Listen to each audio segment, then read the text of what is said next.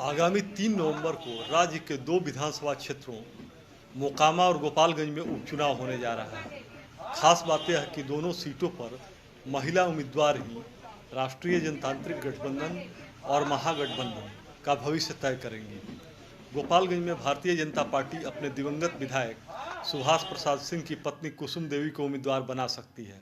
उधर मोकामा में राष्ट्रीय जनता दल के बाहुबली पूर्व विधायक अनंत सिंह की पत्नी नीलम देवी की उम्मीदवारी तय मानी जा रही है। बाहुबली अनंत सिंह की पत्नी नीलम देवी अभी से चुनाव प्रचार में जोर शोर से जुट गई हैं। बिहार सरकार के पूर्व मंत्री कार्तिकेय सिंह भी नीलम सिंह के समर्थन में जगह जगह घूमकर चुनाव प्रचार में जुटे हुए हैं। नीलम सिंह की उम्मीदवारी से कई लोगों के चेहरे फीके पड़ गए हैं। मोकामा में अनंत सिंह की प्रतिष्ठा दांव पर है। वे 2020 में आरजेडी के टिकट पर चुनाव जीते थे।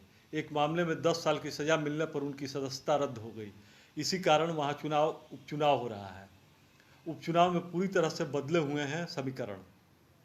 2 साल पहले सामान्य चुनाव की तुलना में इस उपचुनाव का समीकरण पूरी तरह से बदला हुआ है। 2020 में बीजेपी के साथ जनता दल यूनाइटेड था। अब जेडीयू और आरजेडी एक साथ है।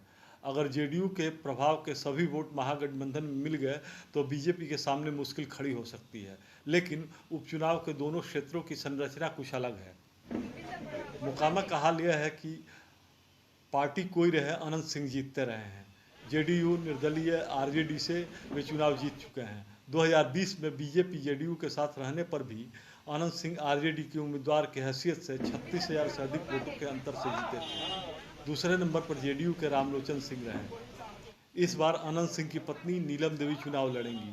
तब भी समीकरण पर अधिक फर्क नहीं पड़ने वाला, बल्कि जेडीयू और हिंदुस्तानी आवामी मोर्चा के साथ आ जाने के कारण आरजेडी की स्थिति पहले से मजबूत हो सकती है। दोनों सीटों पर सहानुभूति का बड़ा फैक्टर है। दोनों सीटों पर एक पक्ष सामान्य है, यह सहानुभूति है। गोपालगंज में बीजेपी की संभावित उम्मीदवार कुसुम देवी अपने पति सुभाष प्रसाद सिंह के श्राद्ध के 2 दिनों बाद ही आशीर्वाद यात्रा पर निकल गई थी। ऐसे मामले में आमतौर पर सहानुभूति मिलती है।